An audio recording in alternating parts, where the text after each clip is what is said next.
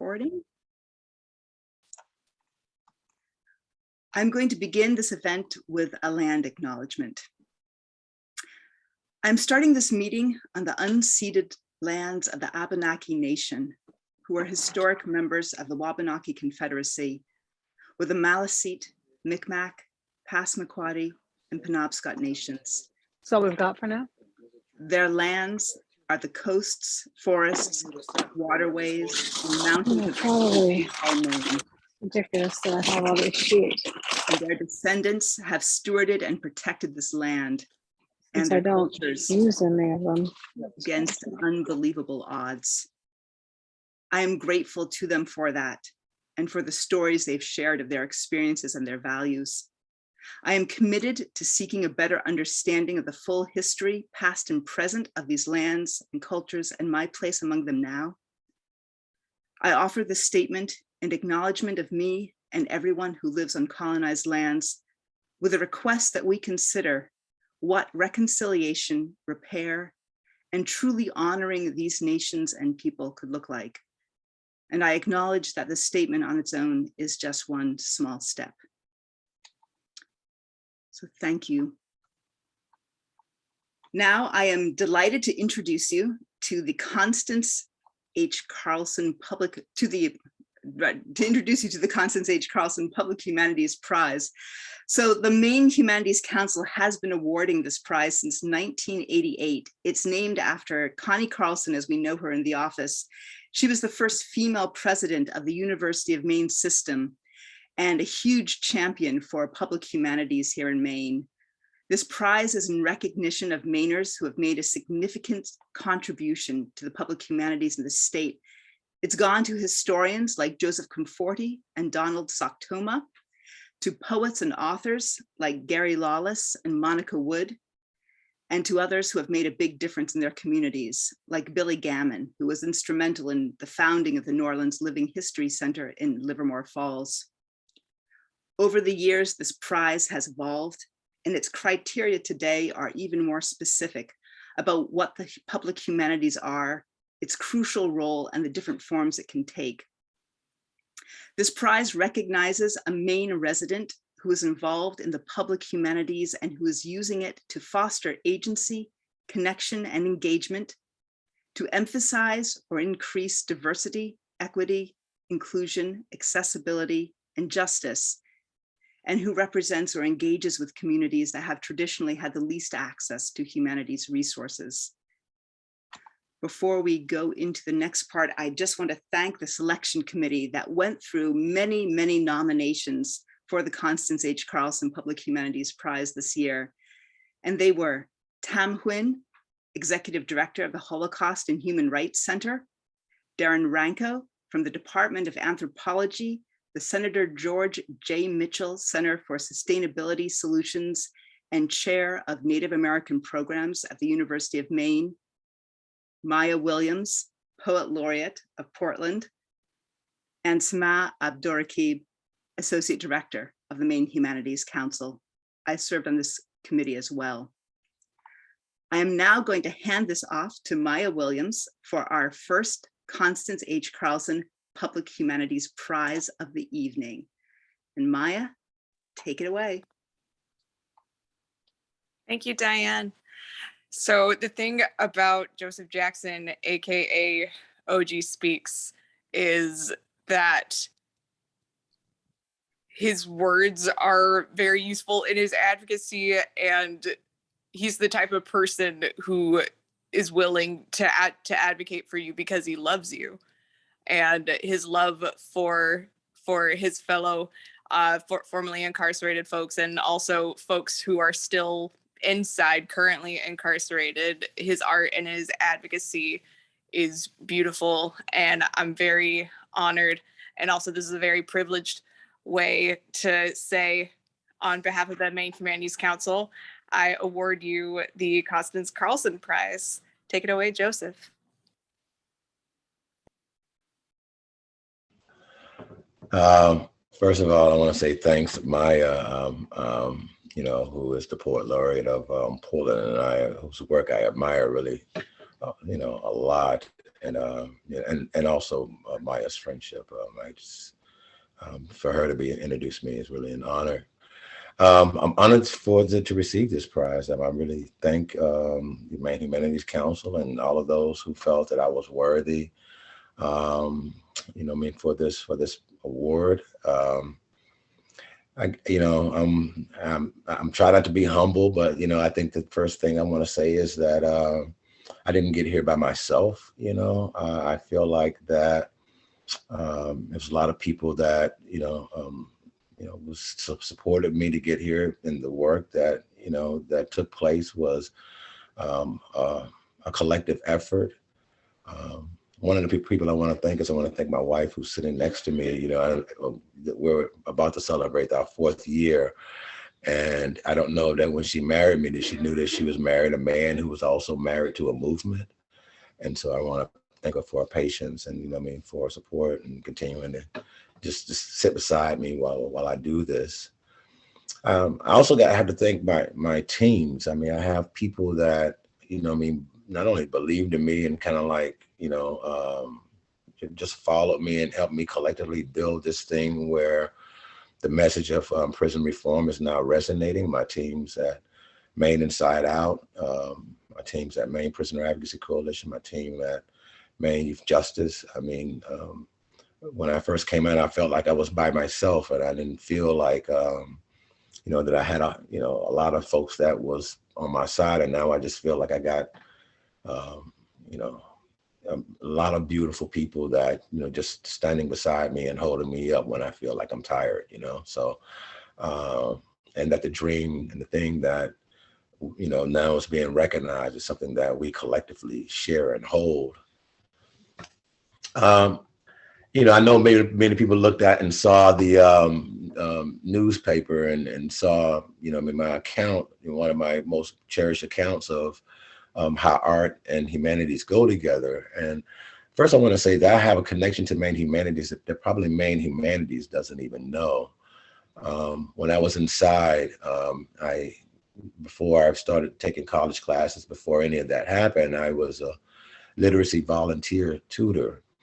And because I discovered that a lot of men who were in there with me really didn't, were illiterate. They couldn't read.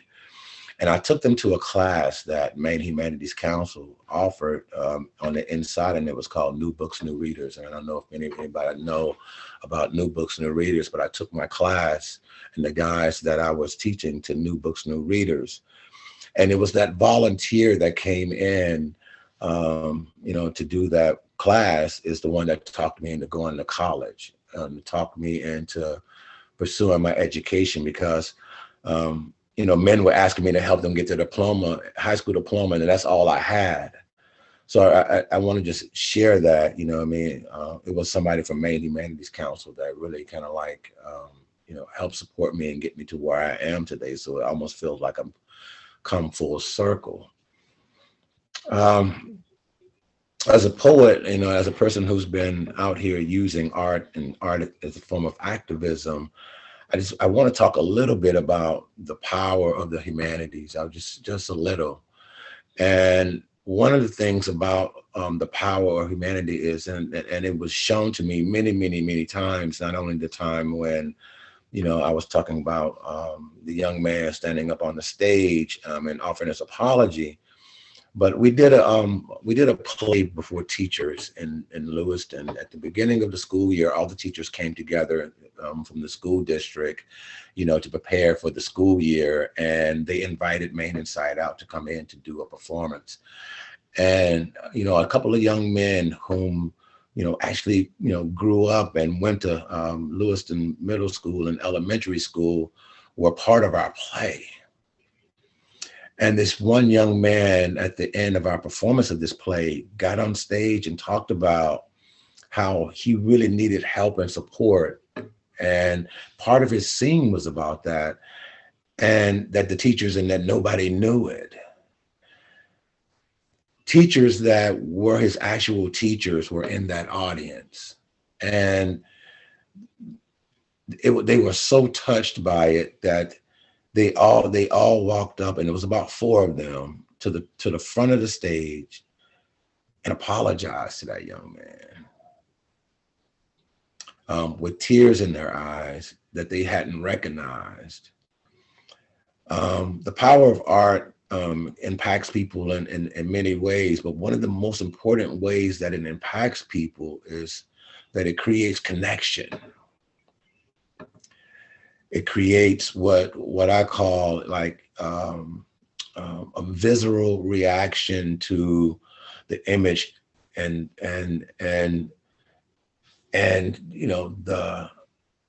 whatever is the art has been distributed. There's a visceral reaction, whether you're hearing it, whether you're seeing it, whether it's being presented to you on stage, you can touch it as a human being, and thereby begin to understand on a deeper level the kind of thing that people are going through.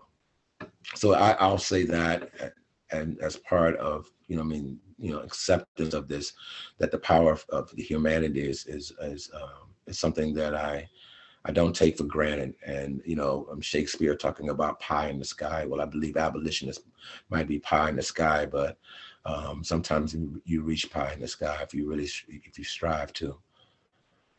And so, lastly, I'm OG. So OG speaks, and OG speaks in verse, and but the entitled this piece is entitled "Go Free."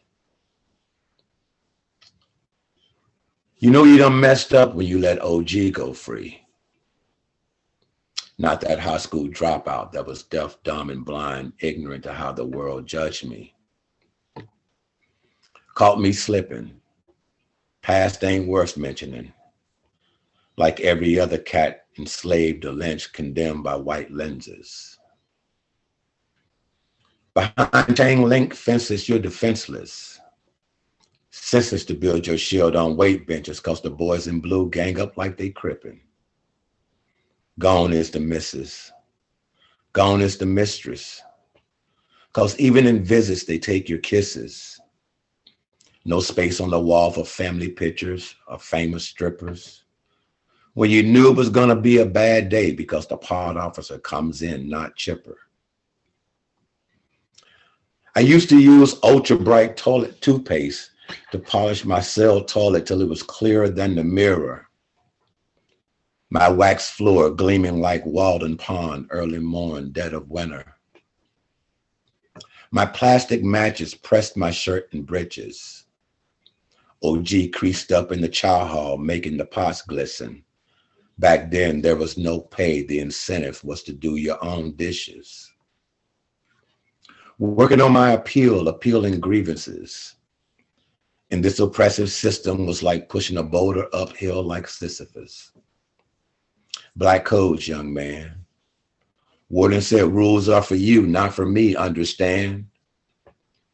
You're a subtraction in this community census like 3/5 of a man. So my staff can make you strip and do a little dance. Make you strip naked over and over doing yoga under the gaze of a uniformed man.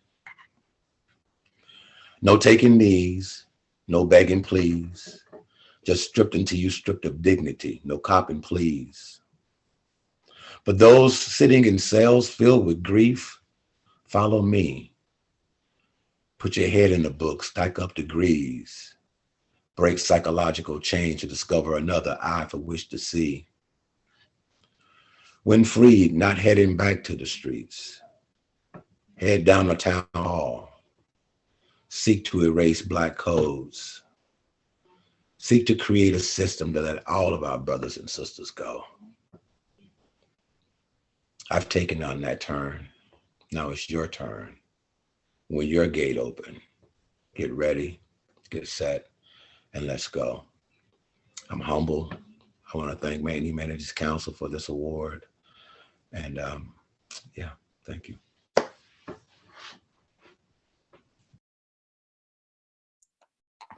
Gosh, thank you so much, Joseph. And thank you for sharing that incredible poem. We're really grateful. We're really grateful to have you here with us. Wow, that was. All right, so now here is Darren Ranko to introduce our second Constance H. Carlson Public Humanities Prize winner. Thank you, Diane. Hopefully everyone can hear me. I'm fighting a cold, so excuse me. Carol Dana is simply a national treasure. I mean that both in its conventional sense, but also as a citizen of the Penobscot Nation, our nation's treasure. She was first exposed to our language at a young age. She heard Passamaquoddy spoken at her maternal grandmother's home, and the desire to learn our language was born. As a teenager, Carol made the conscious effort to visit speaking elders to learn the language. More things happened, but in 1982, she began working as a research assistant to Dr. Frank Siebert. I don't know how she worked with him. I met him twice. I found him to be an odious person, but he did a lot of work for our language, and Carol has done even more. Their work together led to the creation of the Penobscot Dictionary. She achieved a master's in education, studied language immersion at St. Thomas College in Fredericton, New Brunswick, completed workshops from the Indigenous Language Institute, and received a certificate in secondary language learning methods from the University of Maine. Today, she teaches widely in our community, especially in schools and to young children. She also does it online via Zoom, which I know she enjoys immensely. She's collected and edited, along with a couple of our colleagues, stories of Gluskab, our legendary trickster and teacher, and published them as Still They Remember Me, Penobscot Transformer Tales, Volume 1, in Penobscot, in English, with art from our community. I could say so much more. It's not about me.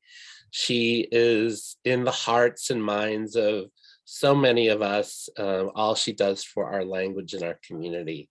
So on behalf of the Maine Humanities Council, I'm delighted to award Carol Dana with the Constance H. Carlson Public Humanity Prize. Over to you, Carol. Thank you, Darren. I'd like to thank the Maine Humanities Council for supporting my storytelling efforts and for this award.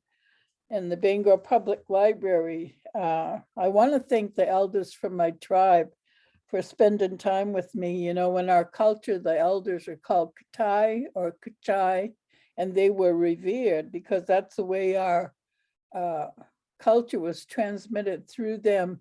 And I'm finding just as importantly through story, well, with our language too, I've learned so much knowing our language.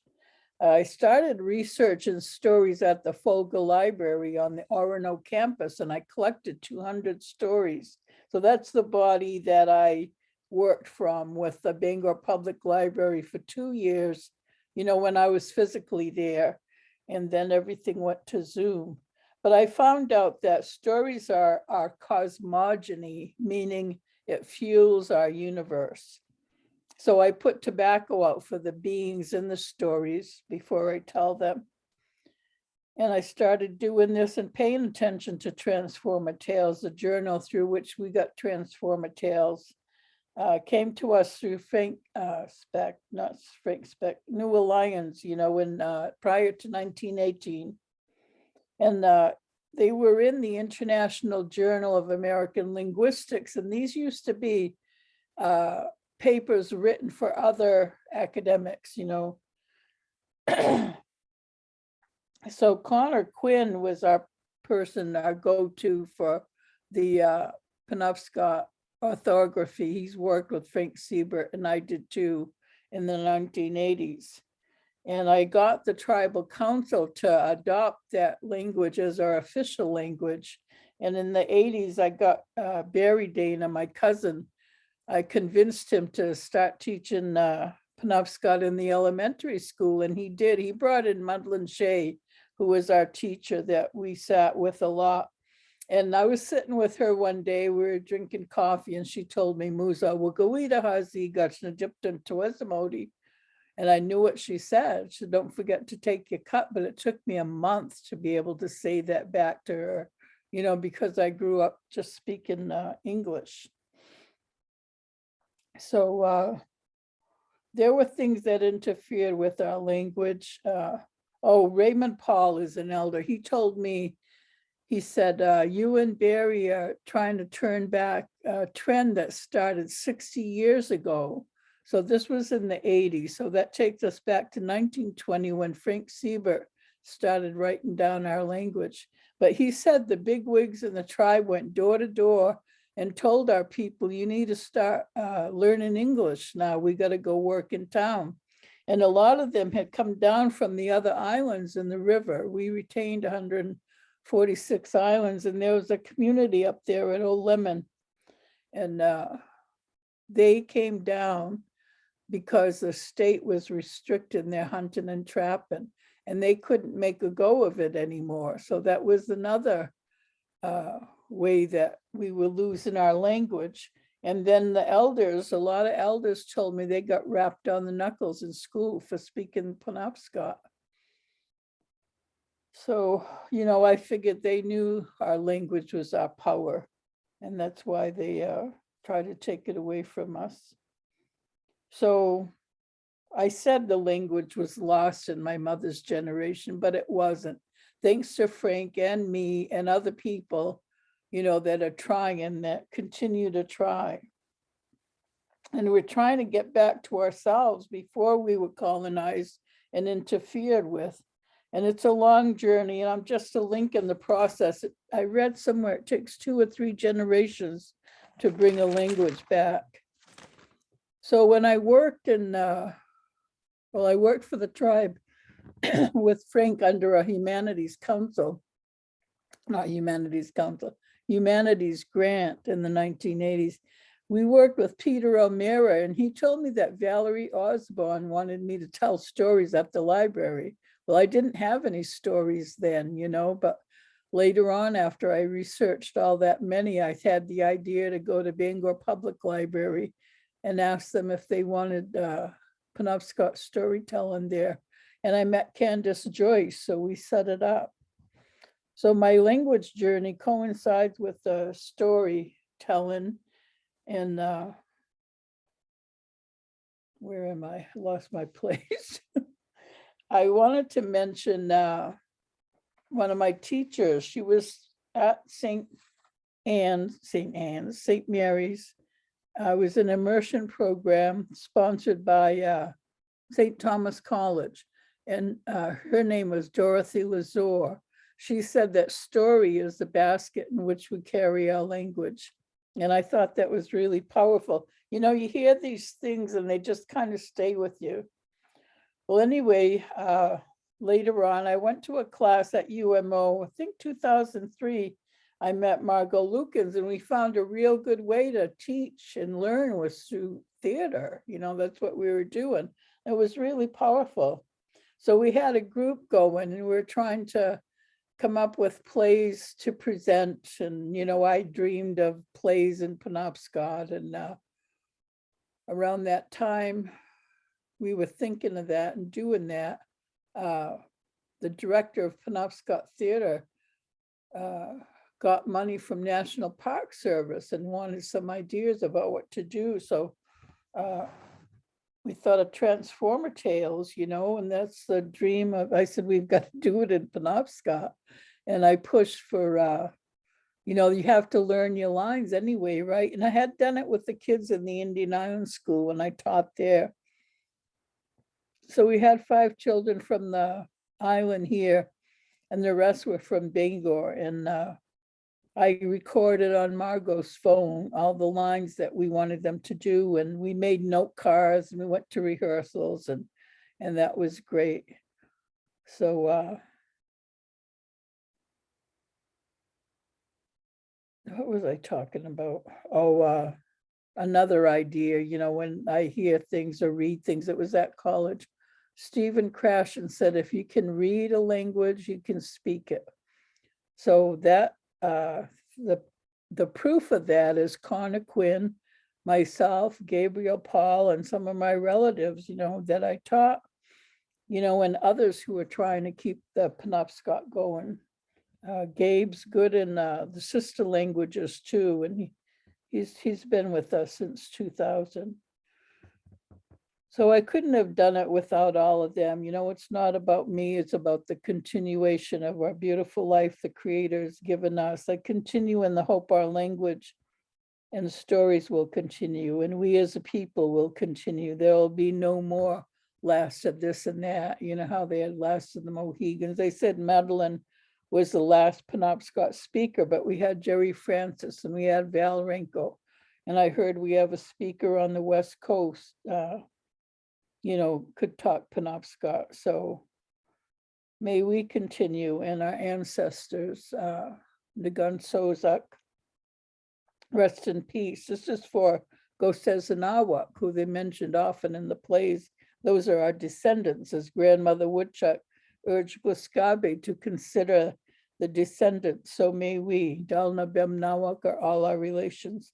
And I want to mention some names: Sanabe, Madas, Fagan, Eunice Crowley, Bunny and Mabel, Claude, Clarence, Francis and Vi, Ted Mitchell, Rose Clark, Madeline, Val and Jerry, Madeline Francis, my Uncle Bill, Josephine and Sylvester, my grandparents, Aunt Ella and Ray Paul.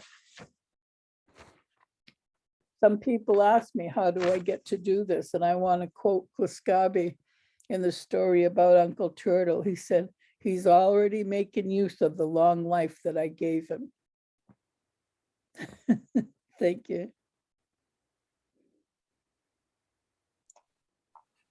Thank you so much, Carol. Oh, I love to hear you speak, and thank you so much for sharing these stories with all of us and all that you've shared with me personally. I'm deeply appreciative and deeply honored. Thank you so much, and congratulations. Thank you. And now I think we're going to go on to the second half of the evening. We're pretty much on target for our timing. I'd now like to introduce the Associate Director of the Maine Humanities Council, Sama Abdurakib, who's going to bring us to the next part. Take it away, Sama. Thank you, Diane. Before I bring up the awardees for the Facilitator Prize and the Partner Prize, I want to say a few words about how we've expanded the Constance Carlson Prize. So as we began preparing for our biennial Constance Carlson Public Humanities Prize process, we started thinking about all of the ways that the public humanities reached people in Maine. The prize recognizes people whose public humanities work extends well beyond the Maine Humanities Council. But we also began wondering, what about our partners whose dedication to the public humanities makes our own work at the council possible? And with that in mind, we decided to introduce two new prizes this year that recognize two crucial forces for the public humanities. And that's the MHC Facilitator Prize and the MHC Program Partner Prize. So first, about the Facilitator Prize, the MHC Facilitator Prize. This prize recognizes a facilitator who has demonstrated depth and excellence in their facilitation practice and their commitment to engaging and supporting Maine's communities through their facilitation. Next, the MHC Program Partner Prize. This prize celebrates a partner organization that has stretched itself by seeking new audiences or by engaging with audiences in new ways, by weaving the humanities into its work and its mission, by engaging with communities to design programs, and is fulfilling MHC's priorities of engaging with and bringing resources to people who have historically been under-resourced in the humanities. So we took some time and we looked back over the past 2 years to select our each recipient, each awardee, and out of all of the facilitators we work with and all of the organizations and partners we've worked with, 2 awardees rose to the top because of the huge impact and difference they've made in our ability to take the humanities deep into Maine. So first, let's begin with the MHC Facilitator Prize. I want to introduce everyone to Wendy Allen, who's here with us now. Wendy Allen, who is our awardee for the MHC Facilitator Prize. So Wendy is a coordinator for the Maine Prisoner Advocacy Coalition, and she has been a facilitator with Maine Humanities Council since 2020. She's facilitated discussion projects, Maine Humanities Council discussion projects with Next Step Domestic Violence Project in Washington County, the Restorative Justice Institute of Maine, the Freedom and Captivity Coalition, and she's facilitated discussion projects at the Southern Maine Women's Reentry Center. She is a brilliant facilitator. We hear this all the time from the people that she works with and has been working with these past couple of years. She fosters agency and empowerment among her participants. She helps them develop and voice complex feelings, ideas, and reactions to texts. She ensures that everyone's voice is heard and valued, and she works with care on every assignment that she receives. During the past 2 years, she's also helped to lead facilitator trainings with our staff. She's mentored new facilitators that we've brought on, and she's hosted and designed her own discussion projects for women at the Reentry Center. Wendy has exemplified what it means to be an MHC facilitator with her leadership, her mentorship of others, and her incredible work leading and guiding discussions. And I just want to say that when I hear Wendy talk about facilitation and the way that it brings people, facilitating discussion groups and the way that it brings people out of isolation, I am moved beyond words. And I am so excited to award Wendy Allen with the MHC Facilitator Prize. And now some words from Wendy.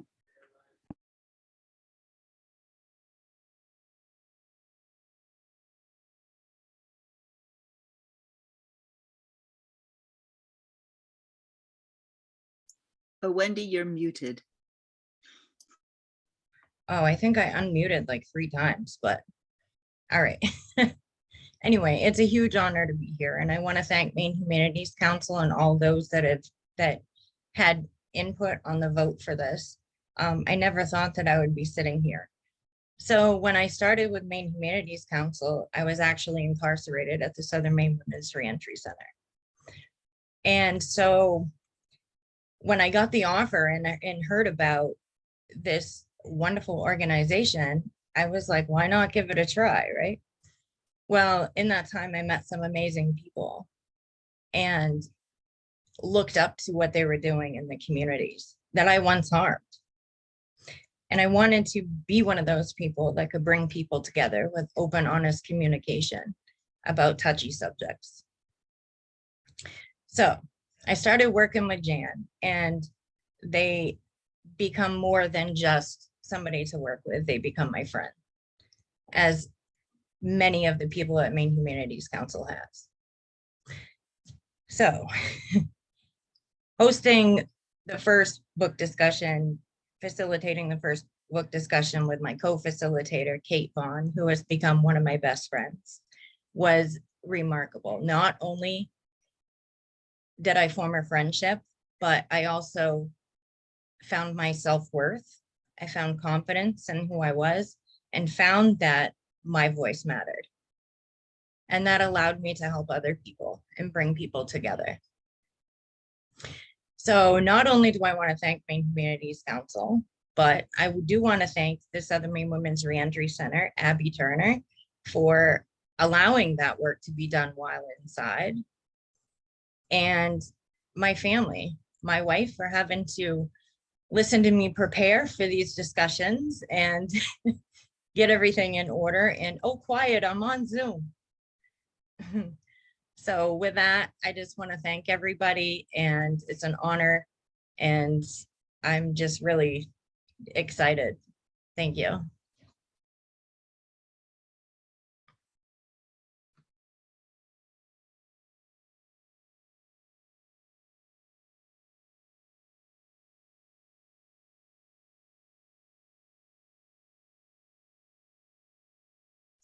Oh, Sama, you're muted. Okay, like Wendy, I feel like I unmuted myself like 3 times. I don't know what happened. All right. Thank you, Wendy. Wonderful to hear your words. Next, our program partner prize. So I'm going to tell you a little bit about our awardee for the program partner prize, the Literacy Volunteers of Franklin and Somerset Counties.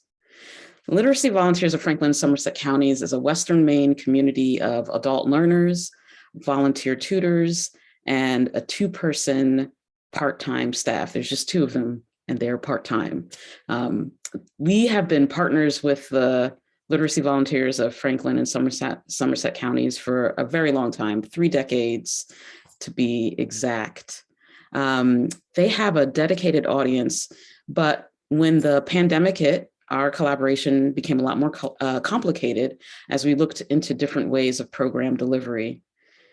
Literacy volunteers of Franklin and Somerset counties went above and beyond expectations. They took books to participants' homes, they offered transportation, and they definitely facilitated hybrid, virtual, and in-person conversations. And those of us who tried to do that, you know, doing the hybrid, virtual, and in-person, we know how complicated that can be. During this period, as the MHC sought to embody principles of diversity, equity, and inclusion, and justice in our work, the literacy volunteers of Franklin and Somerset counties took that as an opportunity to grow as well. They've done an incredible job. We are immensely grateful for their innovation, their creativity, and curiosity in our mutual work. On behalf of the Maine Humanities Council, I am delighted to award the literacy volunteers of Franklin and Somerset counties with the MHC Program Partner Prize. And now here's Barbara Avril, the Executive Director, to say some words.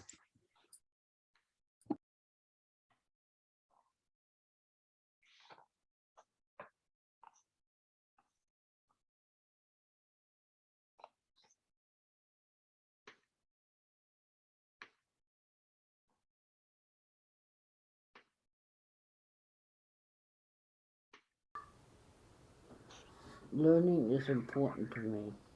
I come here to be taught different things. I come to learn how to do poems. I keep learning because I think it is fun. I keep learning to improve, to prove to myself I can graduate. When I learn, I feel like I need to learn more and learn a lot more than what I do.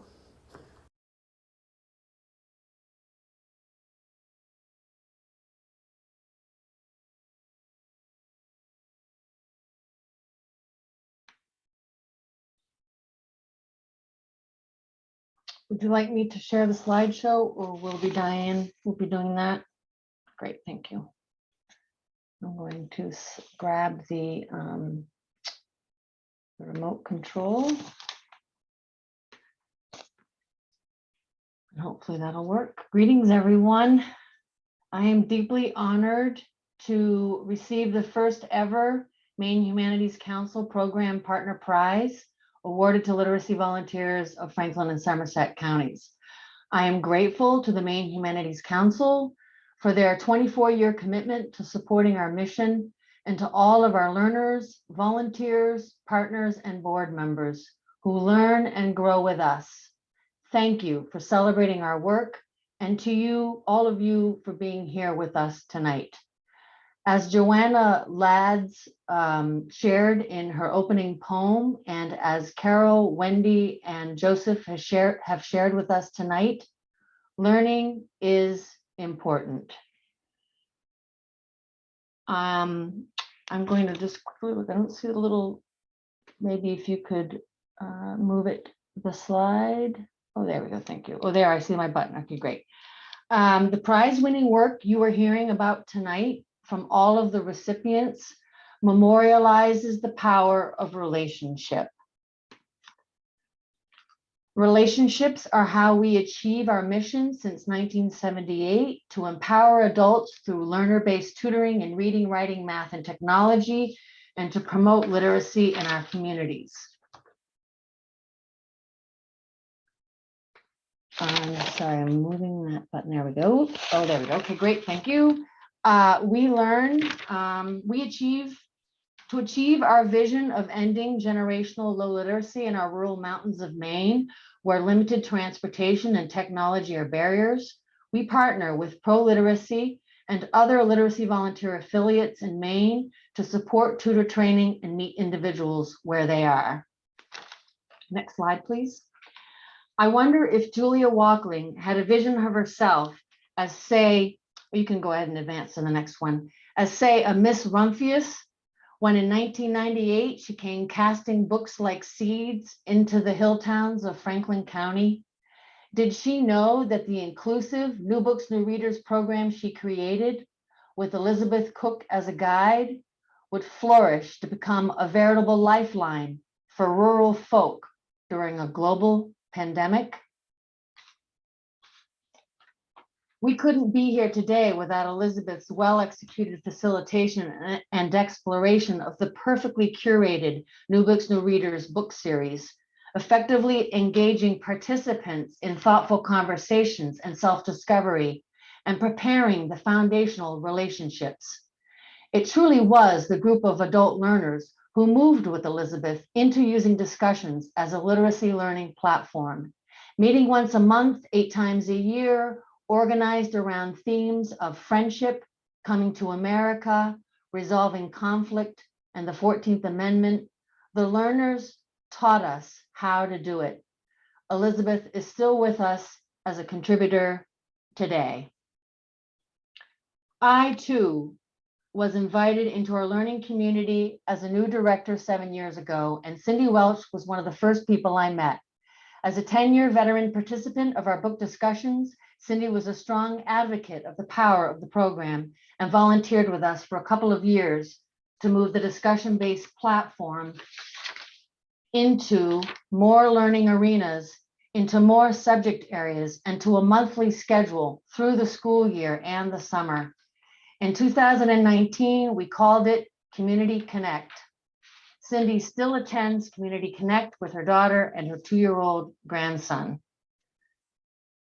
We are super lucky that when Sarah Beach was hired from a volunteer position to tutoring program coordinator in 2018, that they were also fully enrolled at Goddard College as a student of community education.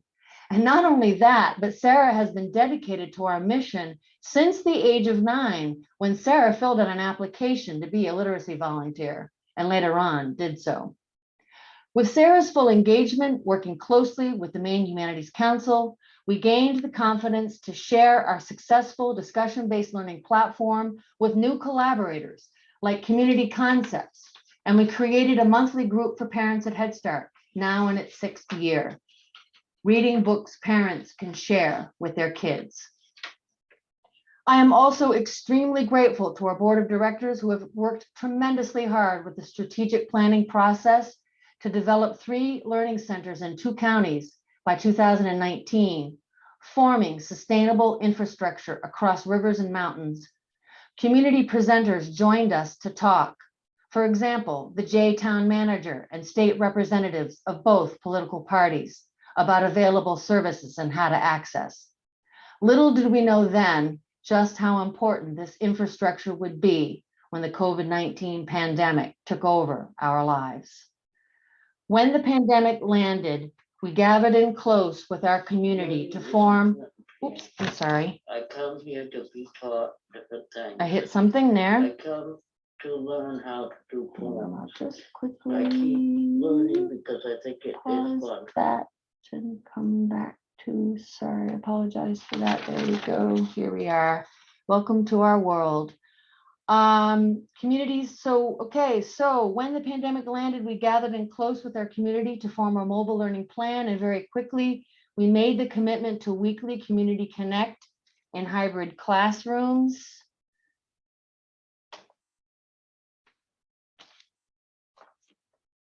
In our learning centers, combined with individualized coaching on familiar digital devices, adding curbside pickup in the postal system for delivery of books and resources, and together we moved forward. We took advantage of the opportunity of meeting weekly to add writing workshops, to weave book discussions into opportunities for personal reflection and expression, to take some risks and delve into some more complicated, challenging topics with rich, thought-provoking material by Maine authors, such as Carrie Arsenault, who wrote Milltown, Reckoning with What Remains, and Ashley Bryant, who wrote Freedom Over Me. We worked with the League of Women's Voters Speakers Bureau through the 2020 presidential election, and we worked with the Franklin Memorial Hospital to learn and talk about health issues. It is a beautiful thing to witness the organic growth of 5 learning communities, all rooted in the Maine Humanities Council inspired discussion-based learning platforms with texts as the seeds, like ripples from a pebble in a pond, inspired by meaningful connection. The learning bridges the gap between needs and services. What keeps the learning going during a pandemic? A park bench, books, cell phones, masks, patience. Internet, transportation services, Zoom, hand sanitizer, tablets, landlines, laptops, cars, copy machines, cameras, teamwork, pen and paper, Odysseyware, Maine website, Google, pro-literacy, adult education, Work First, United Way, curbside pickup, collage, colored pencils, 211, our pets and our tea and our coffee. Whoops, I just flipped through the last of the the slideshow. Sorry about that. I hit it by accident. Diane, do you have that up there? Oh, here we go. Never mind. I will bring it right back to where we were very quickly. The last piece I wanted to share with you was these discussion.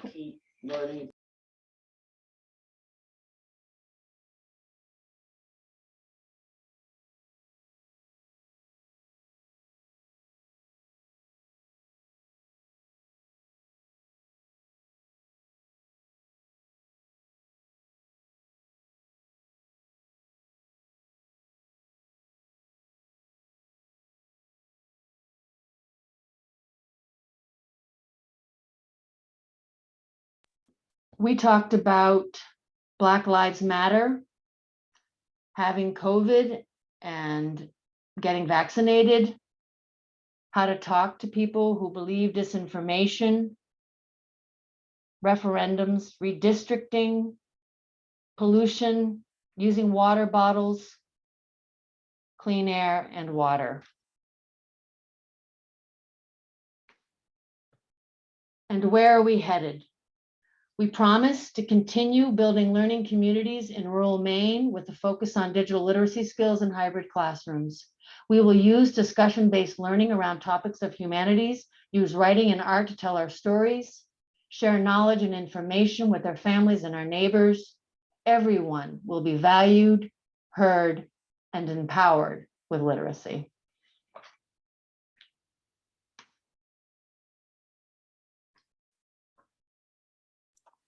Thank you so much, Barbara. I think you modeled how Zoom creates complications and how to be on top of it beautifully.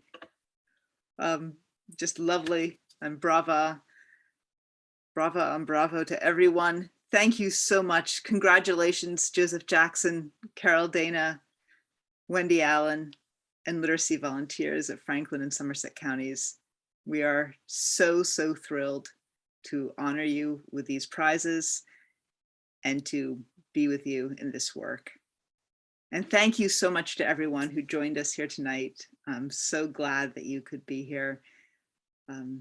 This is something I'm deeply proud of at the Maine Humanities Council. If you know me, I've been here for decades myself, and this is one of my happiest moments with this work. So thank you so much for sharing it with me.